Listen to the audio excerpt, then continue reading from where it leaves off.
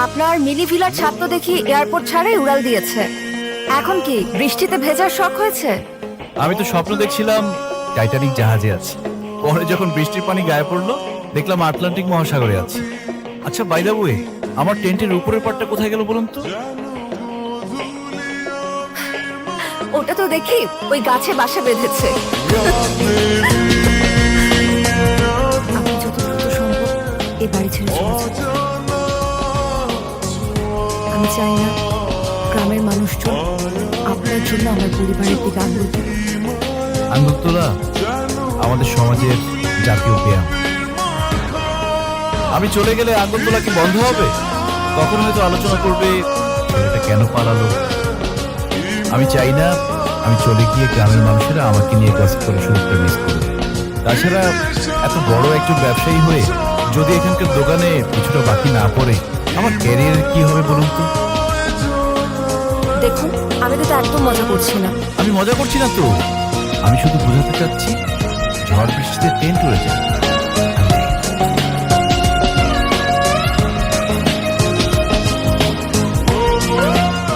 Mahira madam, ঝড় হোক বা বৃষ্টি, আমি কিন্তু এত সহজে হার মানার ছেলে না। 102 ডিগ্রি জ্বর, হাচ্ছু! তবে টেনশন নাই ভাইয়া, চোখ মুখ দেখে মনে হচ্ছে এক বাটি গরম খিচুড়ি আর গরু মাংস পেলে এই জ্বর অটোমেটিক ডিলেট হয়ে যাবে। গরু মাংস খেলে তবে জ্বর নামে? হ্যাঁ, তোকে যে আমি আদা দিয়ে গরম চার কথা বলছিলাম, চাটা নিয়ে। হ্যাঁ যাচ্ছি।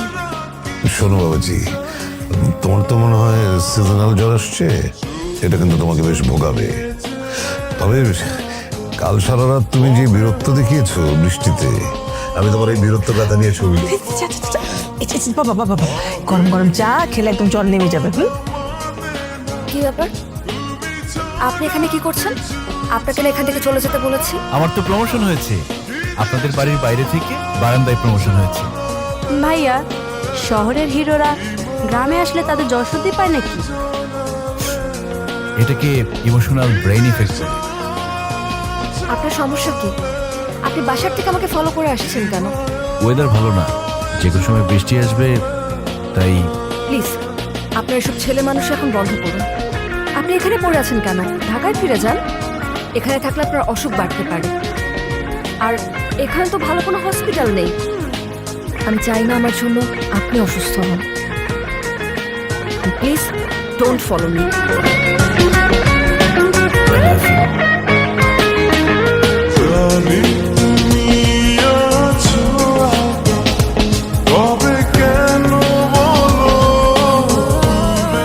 Enough is enough.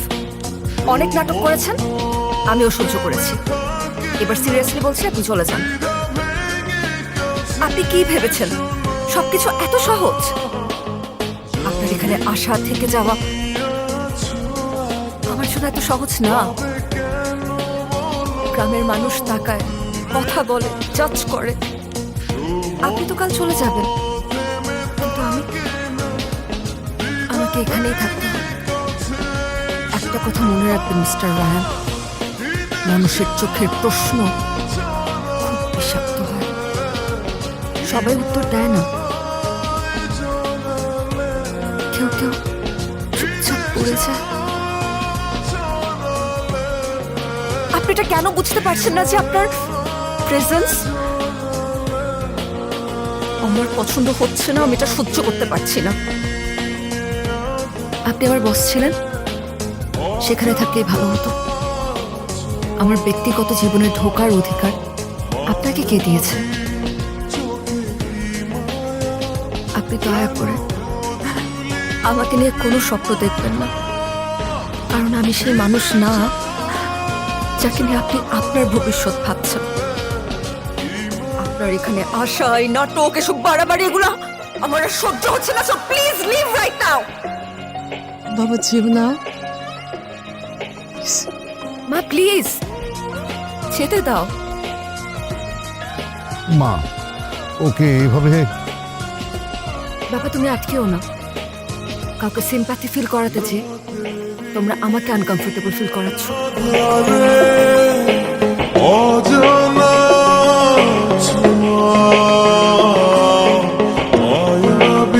Uncle aunty, যে কয়টা দিন আপনাদের সাথে ছিলাম আমি কখনো ভুলবো না।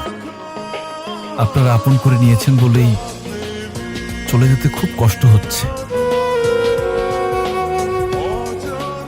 যেখানে আমার থাকার কারণে আরেকজনের অস্বস্তি হয় সেখান থেকে চলে যাওয়াটাই ভদ্রতা। আসলে জোর করে ভালোবাসা পাওয়া যায় না, সেখান থেকে চলে যাওয়াটাই সম্মানের। আসি, আপনারা ভালো থাকবেন।